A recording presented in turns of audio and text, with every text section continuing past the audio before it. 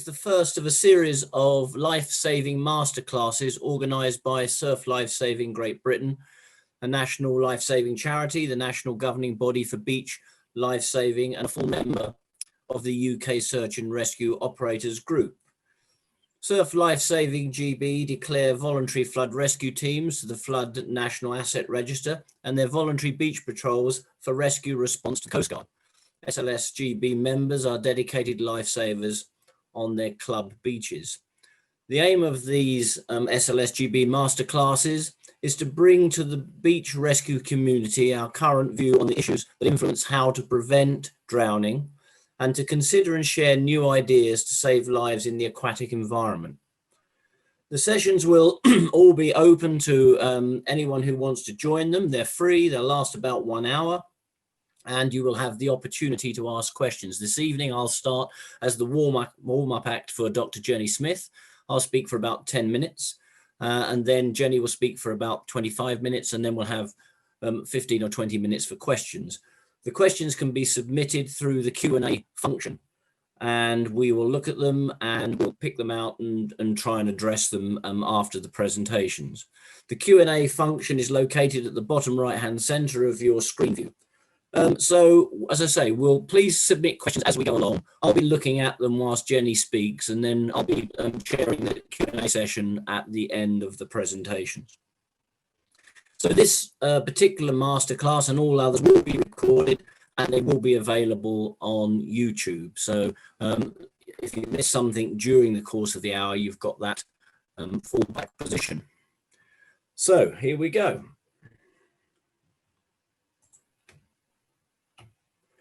I'm Mike Tipton, and I'm from the Extreme Environments Laboratory at the University of Portsmouth. I'm a trustee and director of Surf Lifesaving GB, a council member of the RNLI, and on the casualty review panel of the Coast Guard.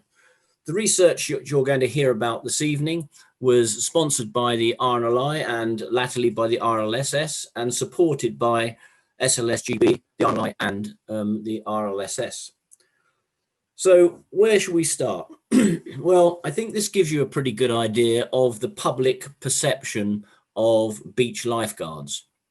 Front and center is the big guy with the bare chest and the survival equipment. Next to him is a guy with a couple of medals and some beer. And then hovering around right at the back over here is a lady with a pair of binoculars, way behind the guy with the beer. Now, I don't think that represents a true picture of what happens in lifeguarding, because those of you who do it, and I'm sure there's many listening tonight who do it on a day-to-day basis, will realize that this here, the lady with the binoculars, is your bread and butter, is the thing you do day in and day out, and it's critical. So we've done lots of work over the years on things to do with beach lifeguard surveillance. And we've established the beach lifeguard and visual acuity standard or eyesight standard. And that was done through a series of experimentation with people in the water. And it's fairly straightforward to do. But of course, there's more than actually having good eyesight to be able to see what's going on, to survey a stretch of water with people in it. You have to be able to see. Now, if like me, you are an ardent follower of KRS-One, the American rapper, you will recognize these lyrics. You don't see with your eyes, you see with your brain. And the more words your brain has, the more you can see.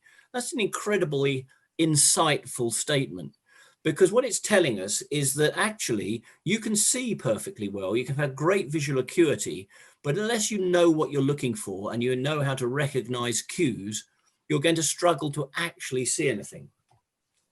Put another way, our brain accepts what the eyes see and our eye looks for whatever our brain wants.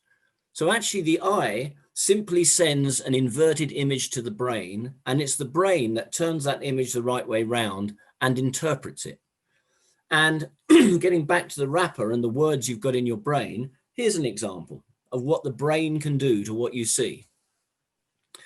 Now, you should be able to read this. So according to research at an English university, it doesn't matter in what order the letters in a word are. The only important thing is that the first and last letter is in the right place. The rest can be in a total mess and you can still read it without a problem. This is because we don't read every letter by itself, but the word as a whole. Pretty amazing. That's your brain taking what you see and interpreting it for you. One more example. Looking at that, you may think that these circles are spiral, that they intersect.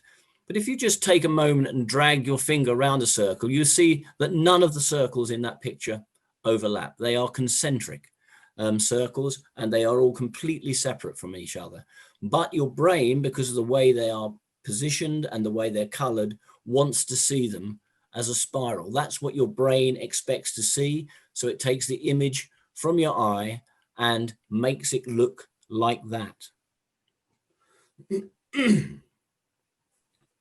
So why is good surveillance, firstly, difficult, and secondly, critical? It's difficult because of all the reasons I've just said.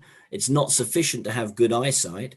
It's also having the right words in your brain, the right experience, the right cues to understand and interpret what you're looking at. And of course, the reason it's important, because in the drowning chain of survival, which you see here, being able to recognize someone in distress comes very early. I mean, obviously, there are preventative measures we can do by educating people to avoid going into hazardous situations. But after that, we have to see the person in distress before we can go rescue them, remove them from the water, and sadly, as is too often necessary, resuscitate them. So although it's not a tremendously sexy thing, it's not going to get to the front of the picture of the beach lifeguard. The ability to look and to see and to interpret what's going on in the water with an individual is absolutely critical to the rest of the drowning chain of survival. And just to finish, before I hand over to Jenny, here's how important it is. We wrote the fitness standards for beach lifeguards. 2 papers there, quite old now, actually, back in about 2006. And in order to do that, we had to establish how long it would take somebody to drown and how long you had before you had to instigate CPR or resuscitation to have a decent chance of survival. And so by talking to the great and the good and by the research that was out there, we came to the conclusion that the time to drown is about 1.5 to 2 minutes once you are submerged. And that's preceded by a 1 to 2 minute struggle to keep the airway clear of the water. So your total time is around about 3.5 minutes. Now, those of you who are beach lifeguards will recognize that time because that translates directly into your 400-meter swim time in order to pass a beach lifeguard test. You may not know where it came from, but it came from an estimation of the time it takes for somebody to drown having struggled. And that means that you have to get to them and get their airway clear of the water within 3.5 minutes. And if you're covering up to 400 meters, that's what you have to do.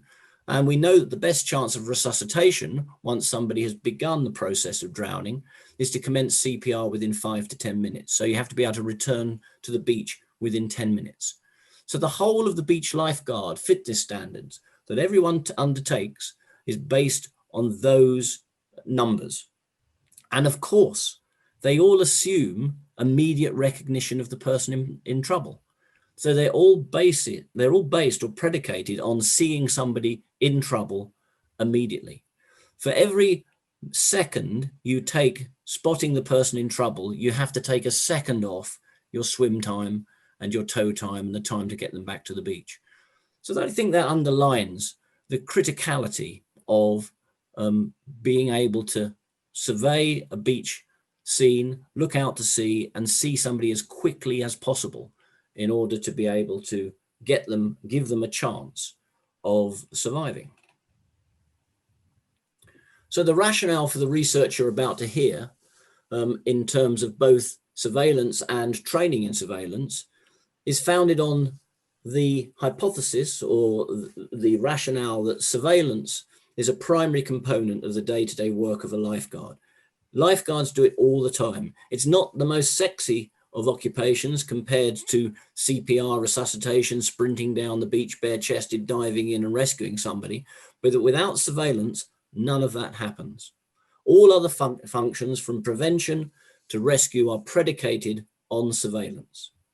And surveillance is relatively overlooked in favor of rescue and first aid in most training manuals. Just flick through a training manual and look at the number of paragraphs dedicated to surveillance and how to do it, how to improve it, and how to train in it compared to first aid, for example.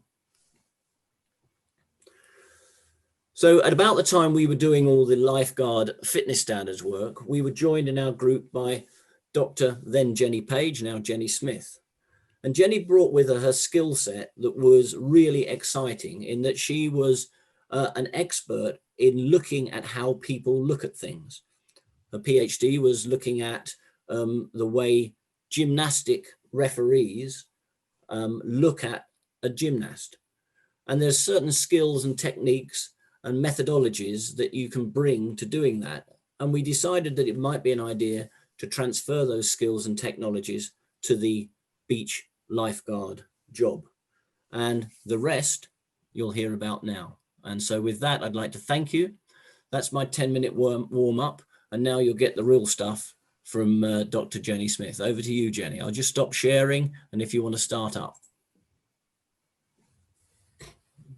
Okay. Can you see my screen? Not yet. It will come.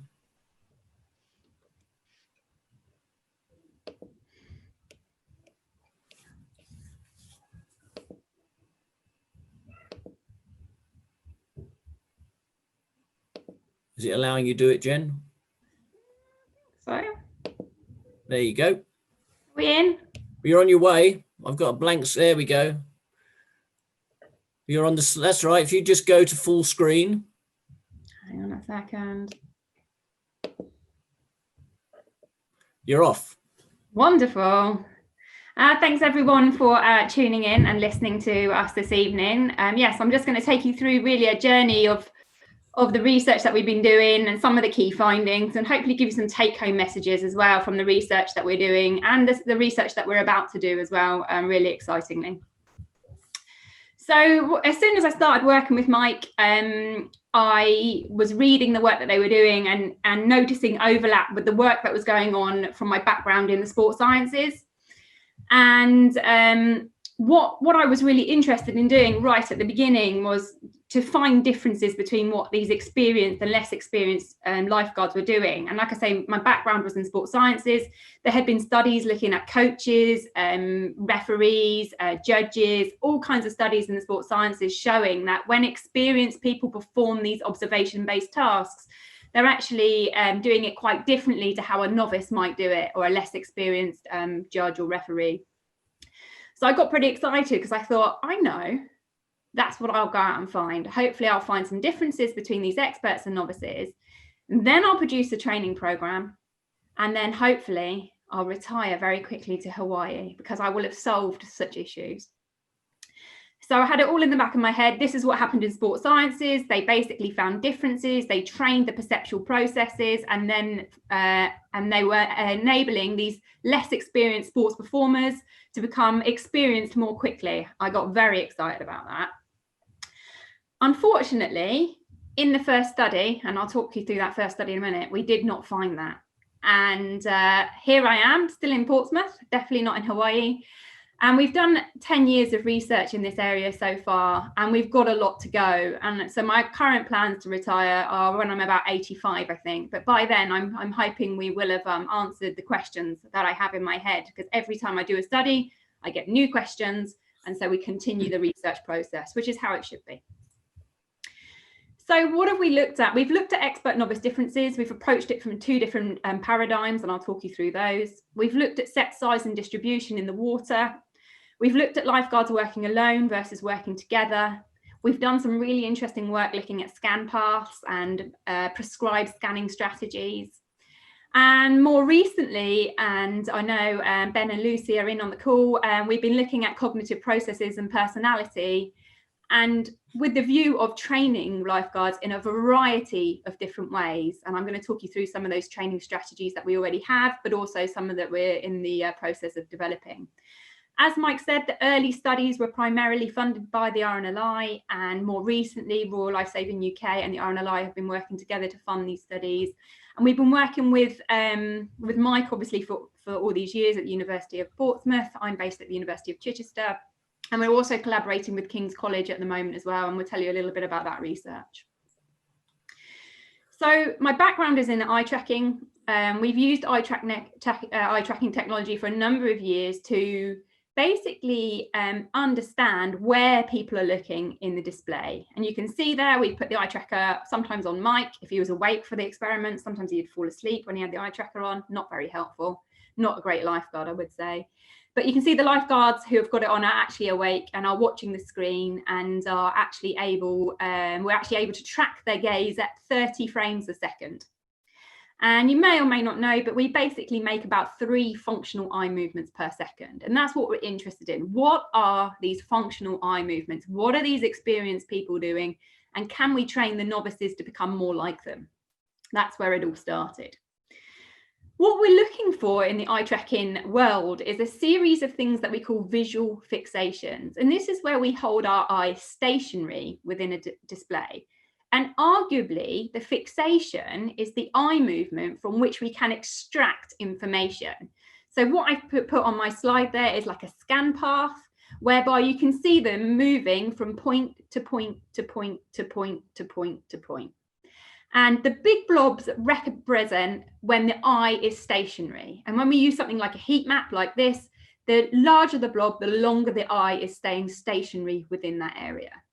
Now, I think most people think that when we move our eyes, we have more of a kind of smooth pursuit movement, whereby the eyes move continuously. But that's not actually the case. When you break it down into milliseconds, what you tend to see is a series of fixations, and then between them, saccades.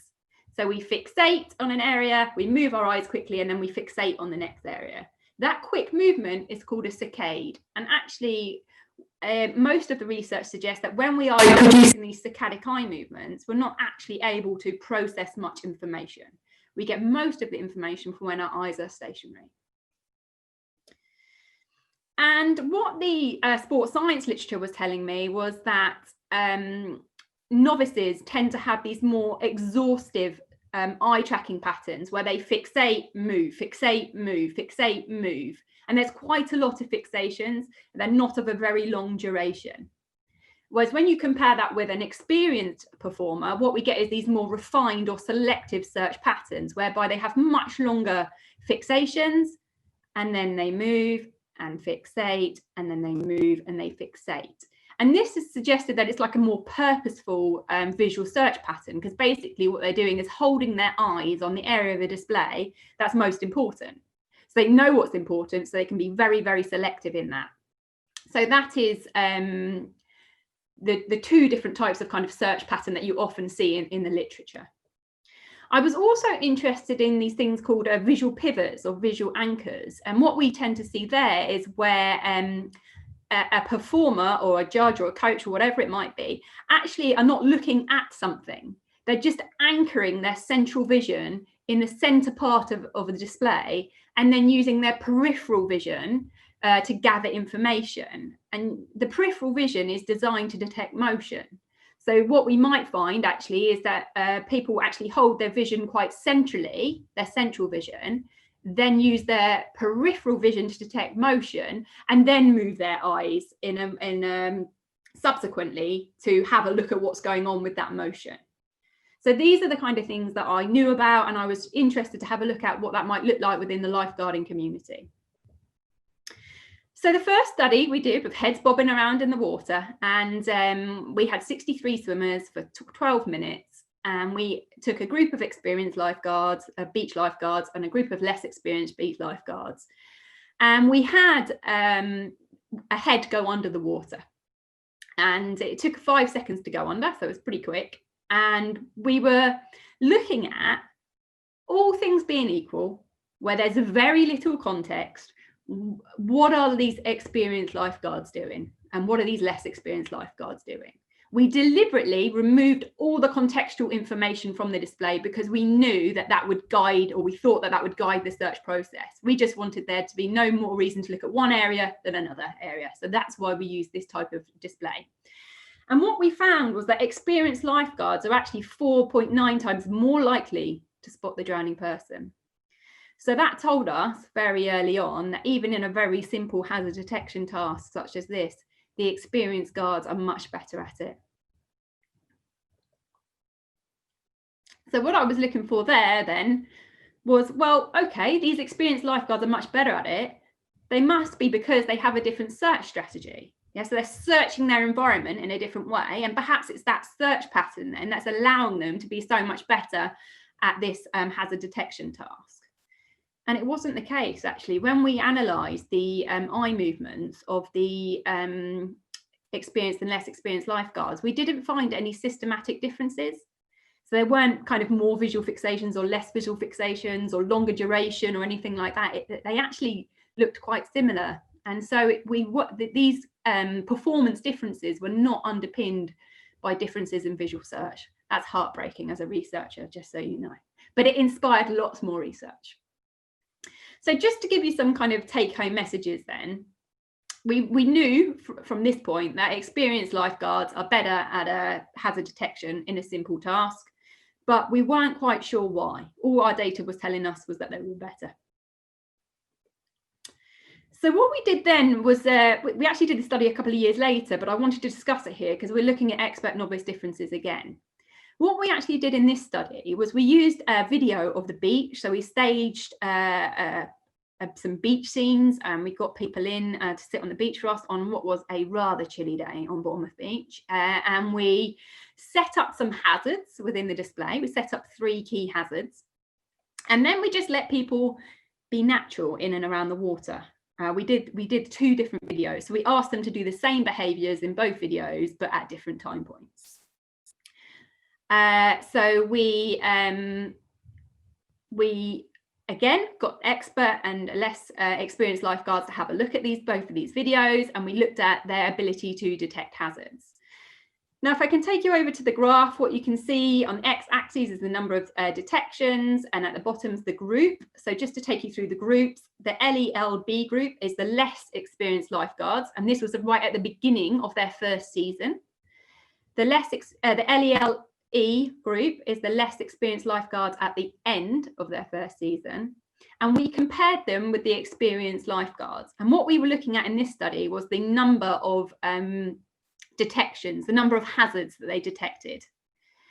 What you can see from the graph there is that the number of hazards detected was round about 16 for the less experienced lifeguards, both at the beginning and end of their first season. And then for the experienced lifeguards, their mean was round about 23, I think it was.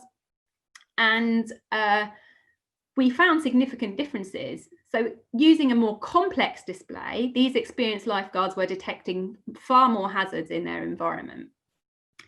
And just as a kind of an interesting finding from this study as well, what we actually found was just the lifeguards being on the beach for a season was not going to improve their hazard detection skills. You can see that the mean at the beginning and end of the season had not significantly changed. And these kind of findings whereby experts are outperforming novices have been found by other research in the lifeguarding domain as well. So I know Victoria Laxton's doing some really nice research in this area.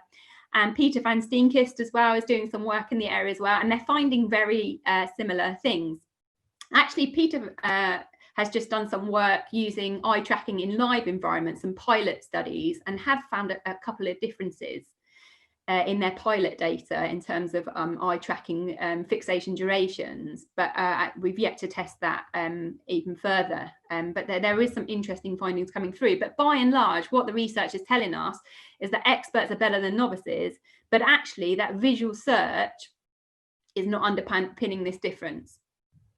Before we get into that, one of the really interesting findings for me was that one of the experienced lifeguards detected about 8 hazards, and another one detected 60 hazards. And this was them watching the same video. And so what you would expect to be a kind of a group of homogenous or quite similar people who have been doing this job for a really long time, you can see large variations in the number of hazards detected. And for me, that was one of the most interesting findings from this particular piece of research, that actually there doesn't seem to be agreement, even within a group of experienced lifeguards, as to what constitutes a hazard. And so we are doing a little bit of work in that area at the moment as well to try and have a look at this, you know, why is there such a range of variation in terms of number of hazards detected in these two videos. So differences in their search must be because they're searching in a different way. And once again, we found actually they're not searching in a different way. One of the things we did find in this particular study was that the experienced lifeguards were detecting more, but actually in terms of the interventions they were suggesting, they were doing less. So they were saying a lot of the way through this, I'd keep my eye on this situation. Or there's something hazardous over here, I would just keep my eye on that situation. Whereas the less experienced lifeguards were actually more likely to say, oh, there's a hazard over here, I would go and speak to them, or I would put out an announcement, or they were much more kind of active in their intervention strategy than the less experienced lifeguards. Sorry, than the experienced lifeguards. Let me try again. The experienced lifeguards were more passive in their interventions. They just kept an eye. And the less experienced lifeguards were much more active, more likely to get up and go and try and sort out the situation. So let's have a look at the take-home messages from that particular study then. So we know that experienced lifeguards are better at hazard detection, even in a relatively complex task. They had a more exhaustive approach to hazard detections. They were much more, there were much more hazards detected. You know, they weren't kind of selective in their strategy. Actually, they were considering more things as hazardous. And we also know now that just letting lifeguards work for one season does not improve their hazard detection skills. So that does not seem the best kind of intervention, just letting them have a go. We also did a study where we looked at set size and distribution. And by set size, what I mean is the number of bathers in the water. We looked at 43, 53 and 63 swimmers in the water and found no differences in detection. We then played around with the distribution of these swimmers. So you can see in the first image at the bottom, most of the swimmers are at the front of the water, which is more likely like it is like an ordinary beach. And in the second one, they're evenly distributed throughout the water. And we found no differences in detection rates again, but there were differences in visual search on this particular paper. So their visual search strategy tended to reflect where most of the swimmers were located. So they searched more in and around the busy areas and less where there were no swimmers. In the evenly distributed condition, the search pattern was much more evenly distributed.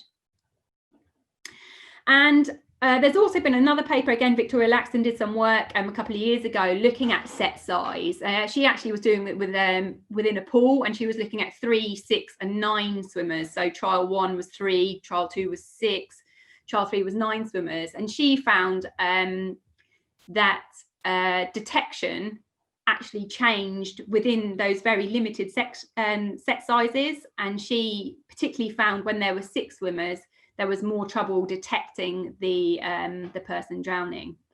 And she actually categorized her drowners into active and passive. And she said it was the passive drowning that people really struggled with. That was the one that they couldn't locate particularly well. So what do we know as a result of that study? Well, subtle changes in the number of bathers does not impact hazard detection or eye movements. But we do know that if we change the distribution of those swimmers, that it does impact eye movements, but not hazard detection. You don't become any better as a result of that.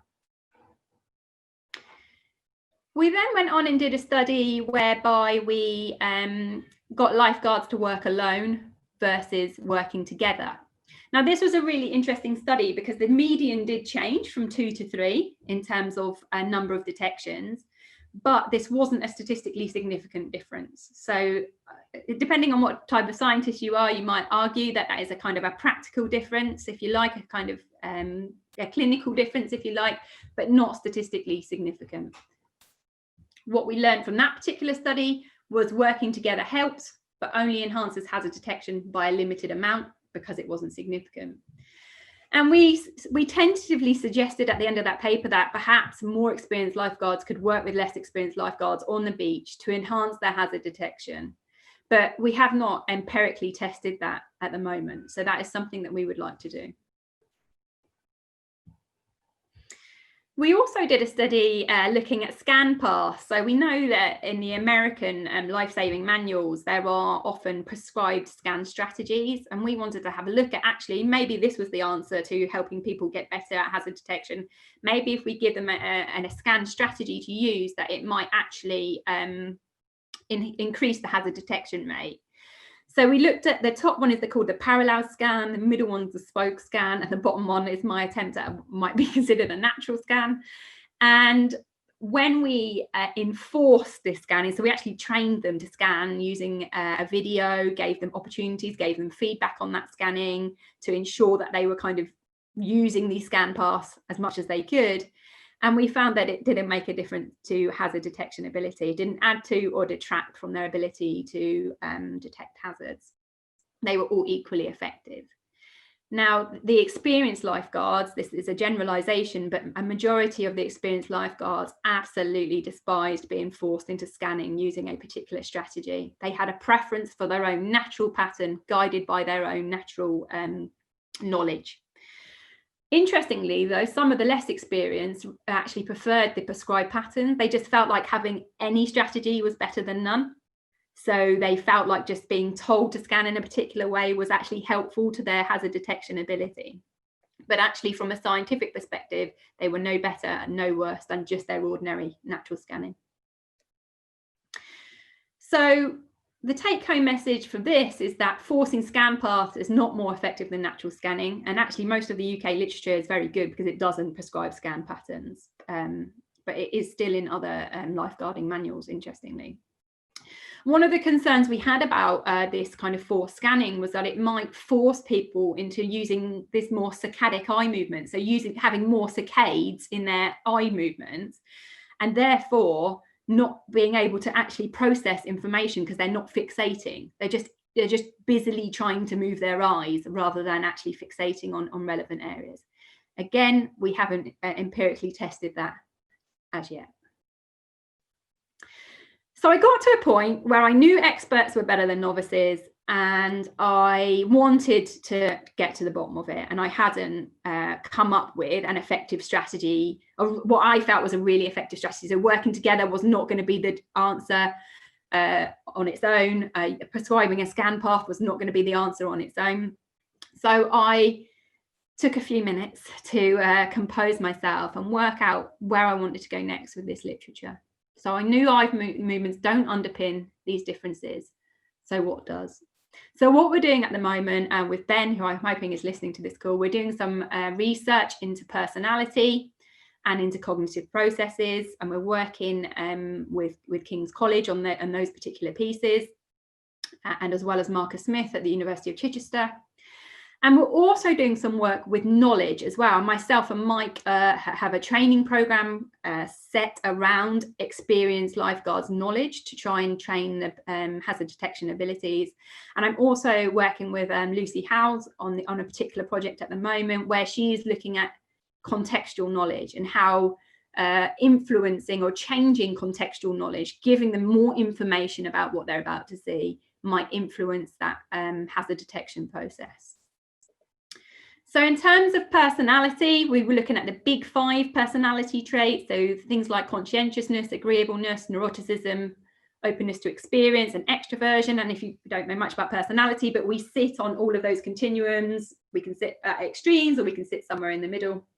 And what we found on a simple target detection task was that those scoring higher in target detection performed lower in neuroticism.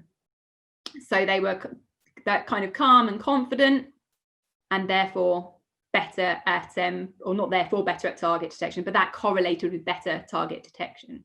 But when we actually split up the experienced and less experienced lifeguards, we didn't find any differences in those personality measures. So that's where we're at with the moment. This paper's just about to go in, hopefully. And then we've been looking at some cognitive processes as well, because I thought, well, maybe other cognitive processes are what's underpinning this expertise difference. Now, the most exciting thing about cognitive processes is there are already existing traditional methods of training these cognitive processes. But what you've got to know is what ones discriminate experience from less experienced. Okay, so that's the work that we're doing at the moment. So Ben Sharp is taking a lead on this particular piece of research. And he's already got some tentative findings in the area where there are those experienced lifeguards have higher mental ability. So one of the things they're very good at, these experienced lifeguards, are reasoning skills. Now, these reasoning skills can be trained, and there are existing packages of programs that already train such skills. And so that's what we're really excited about, and that's where we're going. We also found that those that were scoring higher in target detection had better planning as well as reasoning. And again, the most exciting thing about that is that they are trainable. These are cognitive processes that already have training programs attached to them. So hopefully I will get that retirement to Hawaii, because we might actually start being able to target very distinct processes that actually enable better target detection. And finally, we're doing some work around knowledge. So we have already done a study where we've worked with experienced lifeguards, very experienced lifeguards, and gathered information on their eye movements. But really importantly, we used what was called a think aloud paradigm, where we got the experienced lifeguards to talk us through that beach footage, what they were looking at, why they were looking there, why it was so important for them to look there. And what we've done is we've turned this into a training package, and we're just about to evaluate the impact of that training package. And this is the kind of key to the scientific approach that we're taking, really. We're not going to release anything until we've got scientific evidence that it is a working and appropriate. And all of these things that we're looking at the moment, the personality, the cognitive processes, the knowledge, we're taking a very scientific approach to all three methods of training and making sure that we do the studies first before we release anything to say that this is an effective training strategy.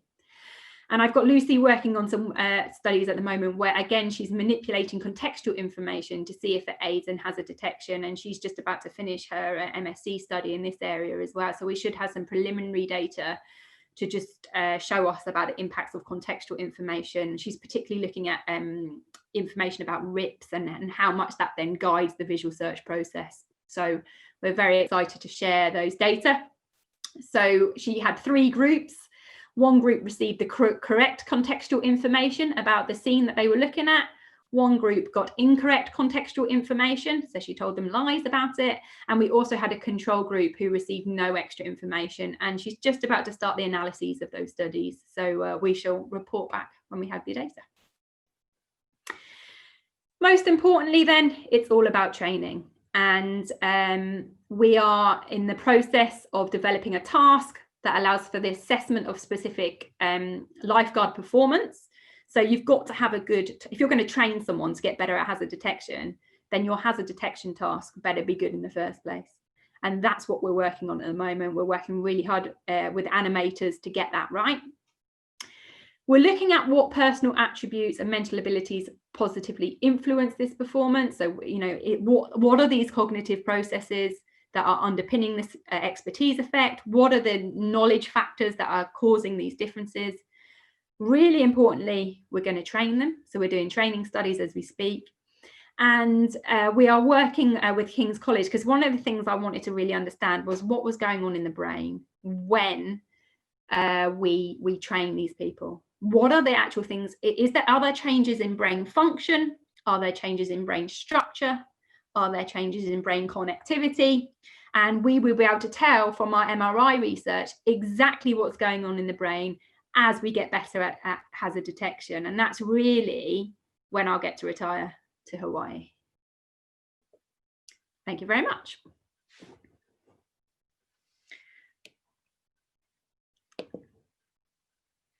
I've stopped sharing, Mike. Are you? Lovely. Thank you very much, Jenny. So we've got about 20 minutes for questions. And I see that some questions come in. And I'll just deal with one of them that came up because I just want to correct a thing that was on the slide, because I frightened a lot of people about the swim times. So the swim times, it's 200 meters in less than 3.5 minutes. So you don't have to break the world record for 400 meters swimming. You do have to swim 400 meters. And I'll just clarify something else very quickly, is people always wonder why you have to swim 400 meters. It's because the 400 meter swim time correlates extremely well with somebody's ability to paddle on a paddleboard. So when you do the 400 meter swim time, the 200 meter swim part of it, whether it's the first or second 200 meters, is your ability to get to somebody within that 3.5 minutes of drowning. But the overall time correlates with your ability to paddle that distance on up to 400 meters in under 3.5 minutes. So it's serving two purposes, and it's pointless asking somebody to do a 200 meter swim followed by a 400 meter swim. So I wanted to get that into the recording as well, so that we don't scare too many people. Had some lovely questions coming in, Jenny. So here we go. I think we summarize, don't we, the difference between experience and inexperience in that experienced lifeguards see more and do less. I think that's the take-home message on that. And it's much like lots of top quality performers. They make it look easy because they see everything that's going on, but they're not reacting to everything. So one of the questions, I won't read out the names, but you'll recognize your question. Is there a correlation between the number of incidents witnessed and hazard detection? So if you've got 1,000 incidents, do things go better? Is this in terms of the number of incidences that you've actually seen in your career, you mean? Well, I think it means the number of incidents that you're presented with. So, if there's four incidents on the beach that you're looking at, or in terms of the experiment, you may see one of them. But if there were 40, would you still just see 25% of them? Or would your chances go up if there's more going on? Yeah, no, that's a really interesting question. And unfortunately, we just don't have the scientific data to back that up. We haven't done the study that's actually done much manipulation of the number of incidences taking place, unfortunately. So I don't know the answer to that question, but it is a very good question. And yeah, we don't know. So I'll just follow up with that one, because Gary has asked, for the experienced lifeguard who found 60 hazards, were there actually 60 hazards to find? Or were these mostly imagined? So I actually had a hard time publishing the paper because of that very question. We have got it in now. We need to do more work on those particular videos to actually get some kind of agreement over what constitutes a hazard. The assumption, I guess, based upon the data that we've got, is more is better. So detecting more is better. But actually, like you say, that might not be the case at all, because they might just be recognizing everything. And this comes down to something that we call sensitivity bias. And it comes from the kind of signal detection literature, whereby some people have got quite low baseline for sensitivity. And so everything seems hazardous to some people. And some people, actually, their baseline is much higher. So they actually, things have to really kind of escalate for them to say, actually, I would consider that hazardous now. And so there is some nice work that we can probably do from a kind of signal detection perspective to have a look at this sensitivity bias, to try and work out why some people are getting 60 and why some people are getting kind of 10.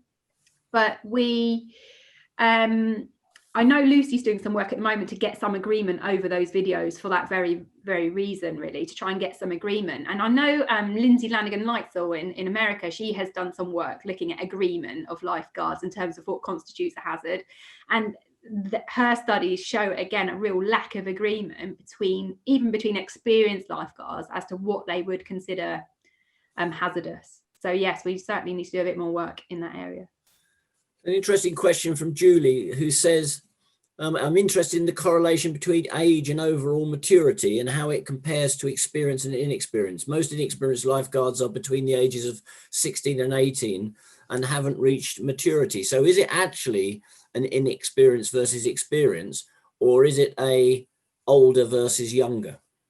Yeah, so in the initial eye tracking studies, we didn't account for age and maturity, but we have done in the cognitive processing studies. So we first controlled for age and for gender as well, and then we did the analyses. So the cognitive process information that I said about planning and reasoning, we have controlled for age and for gender in those particular studies. But yeah, for the visual search studies, they were just two different groups. I can't remember the mean ages. I'd have to have a quick look at the paper. But yeah, certainly the experienced people were older. Okay. Nice to see the questions coming in. Thank you. We'll get through as many as we can in the next 15 minutes. So there's a question about the eye tracking, which was the eye tracking seems to go from left to right, starting in the top left-hand corner. Is that a function of the brain, or is that what people were told to do? No. So in most of the studies, we, other than the prescribed study, we just let them do whatever they wanted to do. In terms of the actual scan traces themselves, it's very difficult to report scan traces because we're collecting data at 30 frames a second. If you look at a minute's worth of footage, you've got a lot of data points. So it's very difficult to actually show people scan pass. But we do tend to naturally scan left to right, because that's just our natural way of like reading, you know, that's how we're taught to kind of scan environments along the horizon, if you like. But in most of the studies, it was personal choice, and that just seemed to be one of the strategies that was used. But actually, I wouldn't say that in most of the studies there is an actual strategy that's guided by a pattern. I would say it's much more linked to the context of the environment. So the knowledge that we have about what's important within that display is what's guiding that visual process. So we look at the kind of the dangerous things, the young child by the edge of the water. It's that kind of thing, I think, that's driving the visual process rather than a pattern itself. So there's a difference between what we call bottom-up and top-down processing. So if we're top-down processing, the brain is guiding us to look at those salient, really important areas of the display. If we're using bottom-up processing, then we're kind of distracted by little things that are going in on the display. We weren't necessarily intentionally looking at them, but it just, you know, something appeared and I felt like I should have a good look at it. But as you can imagine, then it doesn't look like a box or a figure of 8 or anything like that. It's much more guided by the display itself. A couple of comments on experience, which I think are worth just noting. Peter says, the reason for my question is that the more often I see something, the quicker I am at detecting it next time. And that comes from even the bit which I was talking about, is that you're giving your brain the words it needs to put it, according to the wrapper. I think Jan says, I think much as advanced driver's experience tells you where the risks are and tailors your scan, you can see by an individual's behavior how high of a risk they are. So that comes down to actually being able to, obviously the more times you process something, the more efficient and effective you become filtering out the irrelevance and focusing on the relevance. So that's a sort of a selective attention thing, I guess. I think just to note down here, Mike, I guess the biggest plea that I have, from my clearly I come from a research background. I don't come from the lifeguarding background. But when you're trying to get data from lifeguards about how many incidences they've dealt with, what kind of incidences they've dealt with, how many interventions they performed on a shift, it's so difficult to get those data because it doesn't seem to kind of, and correct me if I'm wrong, it doesn't seem to freely exist. So they're not recording them. And we did a study actually with Royal Lifesaving a couple of years ago. We collected some pilot data, and we asked people about how many incidences have they dealt with on the shift, and they could barely kind of remember. Lots of them said, I haven't done anything, kind of thing.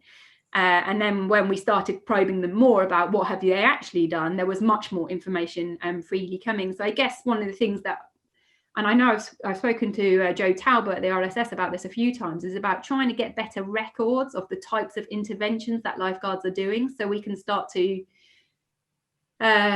explore that relationship in more detail. Yes, if you've dealt with more incidences in life, then perhaps you're going to be, you know, just more effective at hazard detection. But at the moment, I think it's very difficult to get my hands on those data.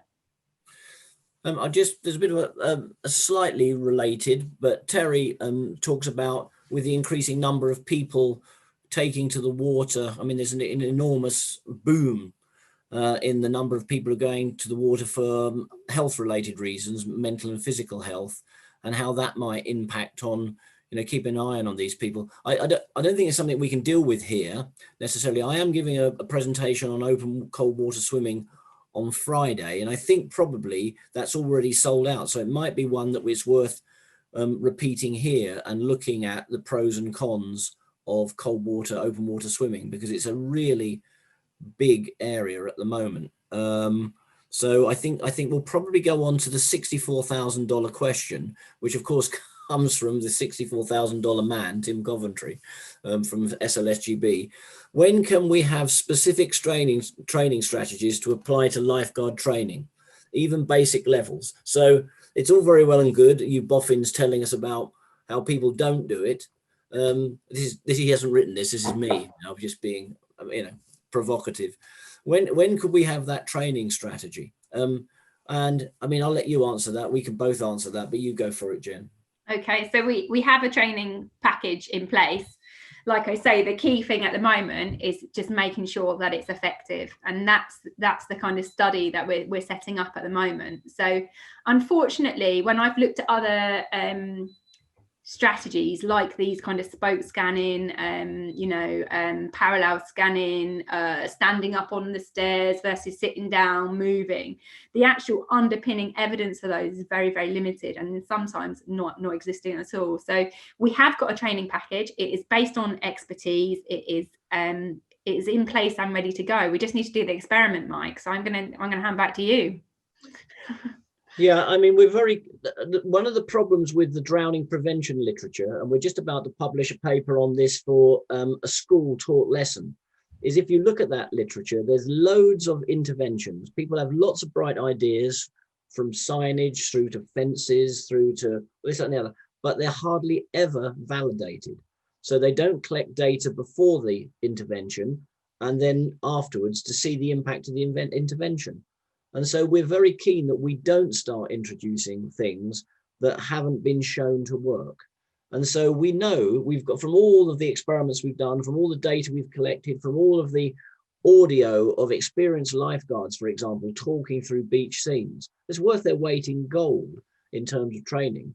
But until we can demonstrate that it makes a difference to an inexperienced lifeguard, it would be, you know, irresponsible of us to start saying people should use that. If you're waiting for something into the interim, clearly a very good idea is to stick your inexperienced lifeguard with somebody experienced and just get them to talk them through the beach and talk them through it at different phases of the tide, etc. Look at, you know, that's worth its weight in gold. The question is, can we introduce something that reduces that time to get somebody from inexperienced to inexperienced to experience in less than 1 or 2 seasons? Because that looks like what it takes at the moment. So yeah, I mean, really, we have all the stuff, we can do it. We just need some exposure to trial it out and validate it. I want to push on because time is running short and we have some questions. Let's have a look.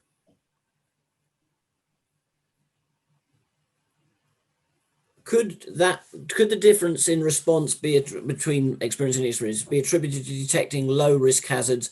And then could this alter the level of response in experience? I.e., do less experienced see only higher level incidents, and this alters the response level? Yeah, I mean, again, that we would have to put those data apart. We don't actually have the answer to that question at this moment in time, but absolutely it looks like from the data that we have that experienced people are picking more things up that could potentially become quite hazardous, whereas the less experienced are just waiting for it to be a hazard. Now is a hazard, and now I'm detecting that there's a problem going on over there. That's what it looks like from the data. I mean, one of the things that was very noticeable, wasn't it, Jen, that as you say, the inexperienced saw less but did more. And of course, what that translates to in the real environment is they would be sprinting up and down the beach, talking to people. Meanwhile, there could be other things going on that they're not looking at. Whereas the inexperienced guy is monitoring several things going on, but he's still monitoring. He's not engaged with just one incident, which takes up all of your, processing capability. A question from, thank you, Kane. That was from Kane. From Thomas. Would the research be relevant in a SAR flood environment as well as the beach? I think, forgive my ignorance of the SAR flood environment, but they're often, so the beach patrols, they are moving, obviously, but a lot of the work is kind of static. So parking the car up and looking out, or the van up and looking out, stood at the edge of the beach, stood in the lifeguard hut. Whereas actually with search and rescue, it's a lot more, there's a lot more movement going on when you are trying to detect something. And also with the beach lifeguarding and the pool lifeguarding, they're quite busy scenarios. And in search and rescue, it might be that you're just looking for one or two things. And so the context is very, very different. So I wouldn't say it's directly relevant. Indirectly, absolutely. You want search strategies that are based on contextual knowledge. You want a good knowledge base guiding the search. That's universal. But the strategies, the ways in which it's done will be quite different because of the way in which you're having to search whilst moving. Okay, let's push on because we'll have some rapid fire questions now. I mean, I think that the thing that prompted this was, considering we've had birds' nests and lookouts for centuries, we couldn't find anything on how people should look out to sea. So I think there will be some carryover into other areas. But of course, the beach lifeguard is very prescribed between the flags. Your research, Dr. Smith, seems to focus on the movement of the eyes. Would you consider other variables as well, such as personal life background experience of the lifeguards? Yes, is the answer.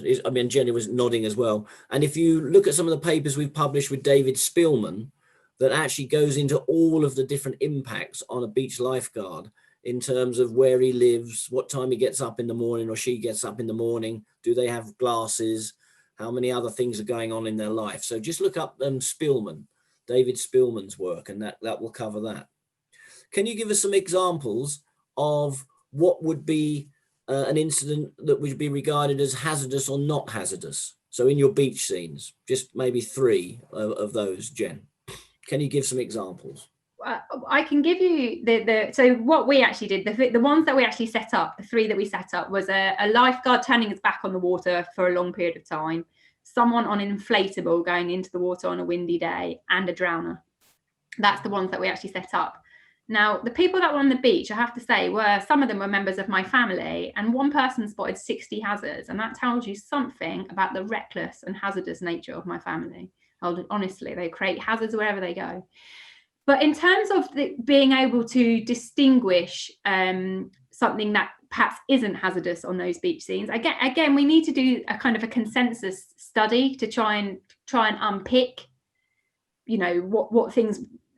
Some people spotted a dog on the beach and were saying that's hazardous, and most people were like kind of ignoring that. What were the other things? People walking towards the sea, people blowing up inflatables, with an intention to use them. Jet skis entering stage left out at sea. So I mean, they all of these things had the possibility. So it's perfectly reasonable to keep an eye on somebody who's blowing up an inflatable, or going down to the sea, dragging the leash of a hired surfboard. These are all things that are people, as use as cues. I want to push on because we've just got about 4 or 5 minutes left. So is there any relationship? Did you notice any relationship between how long somebody's been on duty and their ability to spot these things? That's a really good question. Yeah, so we didn't look at Steve. Thank you, Steve. We didn't look at that in these studies, but we did do a pilot study with Royal Lifesaving where we worked with people at the beginning, middle and end of their shift. And we didn't find differences in hazard detection rates, but really interestingly, we did find differences in their search rate. And what we were finding is at the end of the shift, although they could be effective in terms of hazard detection, they were having to work really hard to be effective. So the kind of cognitive demands at the end of their shift were much higher. Their search strategy was much more exhaustive, but they were equally effective at hazard detection, but they were having to work really hard to be effective. Okay, Jen, last 2 minutes. So 2-word answers. Nice words. How was the experience of lifeguards calculated? Did it take into account the type of environment they'd worked in? No, this is beach lifeguards, greater than 5 years, less than 1 year. So that's inexperience and experience. Yeah. And when do we think one becomes the other? We don't know. It's certainly not after 1 year. Okay. Comment from Peter: you may find that there is a drop off in performance once you get past 60. Yeah, tell me about it. He says, I've noticed my processing time is getting longer. Don't worry about chronological age, Peter. It's physiological age that counts. Have there been any studies done on live beaches? So yeah, Peter van Steenkist has just done the first study. What I will tell you is, like, these eye trackers are dreadful in outdoor environments. They work off infrared and they're very inaccurate. So he's just done a pilot study, the first one on a beach. I don't know how he did it. All credit to him for actually getting some data at all, because Mike and I know we've been down the beach several times, haven't we, trying to get these things to work out there. Go on, Jen. So has there been any, what about the familiarity of the environment? I mean, they were deliberately not familiar to level the pitch, but obviously if it's familiar, then you're going to have a lot of those cues, a lot of those words in your brain before you start. Yeah, I mean, we were hoping to do some studies looking at kind of surf lifeguards versus those that work on the flat, just to have a look at the impact, because there's very different processing demands if you're in waves. But again, sounds like we haven't done anything, but we've been working really hard.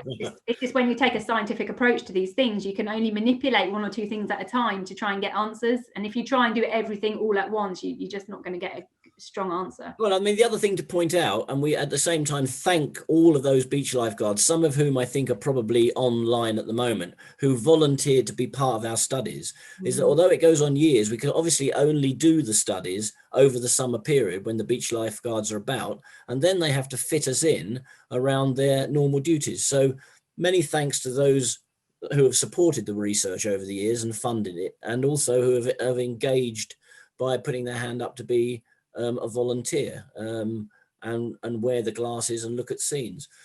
Another one from Tim: is it a good strategy to divide the observed area into segments and have separate teams designated to smaller areas? Manpower issues there, and as you said, with pairing up, it didn't improve things by a factor of 2, did it? So diminishing returns by getting more people looking at different segments, lots of overlap or gaps. What do you think, Jen? Yeah, again, without the data to support us, it's very difficult. But intuitively, if you're dealing with a smaller set size, then you are likely to be effective. But actually, Victoria Laxton's research, where she was working with 3, 6, and 9 bathers in the water, they weren't significantly better when there was 3 in the water compared to 6 and 9. Yeah. Horace, nice to see you about there, Horace. We know Horace. Experienced guards will prioritize hazards, whereas non-experienced will put them all in the same group. Fair point. Yeah, there are hazards and there are hazards. So I think that's absolutely true. We'll be coming to Horace to do that. Yeah, we need to get a pair of glasses on Horace. Does the individual's view of risk and assessment of this plus risk training correlate with experience versus inexperience? Yeah, again, it's difficult because you don't know the training backgrounds in terms of risk assessment of all of the lifeguards. For many of them, the only kind of risk assessment work they're doing is from their lifeguarding qualification, but there may be others that are lifeguards that have a background in risk assessment. Again, it's incredibly difficult to get hold of those data.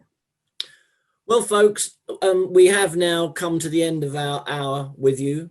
I want to thank, on your behalf, Dr. Jenny Smith, for telling us everything she knows, and and I hope you can see, I hope if you take nothing away, just take away that this is a really important area. Unless you see, you cannot do.